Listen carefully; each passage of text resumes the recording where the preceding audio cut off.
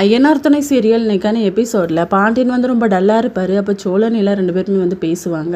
இல்லை நீ எதுக்கு இப்படி இருக்குன்னு சொல்லி கேட்கும்போது, சின்ன பிரச்சனை தான், அதுக்கே கோவப்பட்டு இன்னொரு கல்யாணம் பண்ணிப்பேன்னு சொல்லிட்டா. சரி பரவாயில்ல, என் வாழ்க்கையை நான் பார்த்துக்கிறேன், அவன் நல்லா இருந்தால் சரிதான் அப்படிங்கிற மாதிரி சொல்லிக்கிட்டு இருப்பாங்க. சோழன் எல்லாம் 2 பேருமே வானதிக்கிட்ட பேசி பார்க்கலாம் அப்படின்னு சொல்லி ஒரு முடிவு எடுப்பாங்க. இன்னொரு பக்கம் சந்தா சேரன் 2 பேருமே ஃபோனில் வந்து டைப் பண்ணிகிட்டு இருப்பாங்க, மாற்றி மாற்றி மெசேஜ் பண்ணிகிட்டு இருப்பாங்க. சந்தாவுக்கு தமிழ் சரியாக புரியாதுன்னு சொல்லிட்டு சேரன் வந்து முழிச்சிட்டு இருப்பாரு. அப்போ பல்லவன் வந்து பார்த்துட்டே இருப்பார். அவர் தான் ஒரு ஆப்பை டவுன்லோட் பண்ணி கொடுத்துட்டு ஹெல்ப் பண்ணிட்டு போவார். இன்னொரு பக்கம் நம்ம வானதியை பார்க்கறதுக்காக சோழன் இல்லை 2 பேருமே ஒரு ரெஸ்டாரண்ட்டுக்கு போயிருப்பாங்க. வானதியும் வந்துடுவாங்க. நீ இப்போ கல்யாணம் பண்ணிக்கிறேன்னு சொன்னியாம்மா, எதுக்குமா அப்படின்னு சொல்லி கேட்கும்போது, எனக்கும் அவனுக்கு செட் ஆகலை அப்படின்னு சொல்லிட்டு, சரி காலேஜ் முடிஞ்சதுக்கப்புறம் மெதுவாக கல்யாணம் பண்ணிக்கலாம்னு சொல்லி நிலா சொல்லுவாங்க. நீங்கள் மட்டும் என்ன முடிச்ச பிறகு தானே கல்யாணம் பண்ணிக்கிட்டீங்க, உங்களுக்கு ஒரு நியாயம் எனக்கு ஒரு நியாயமா, நீங்களே இதை பேசலாமான்னு சொன்ன உடனே சோழனுக்கு வந்து கோவம் வந்துடுது.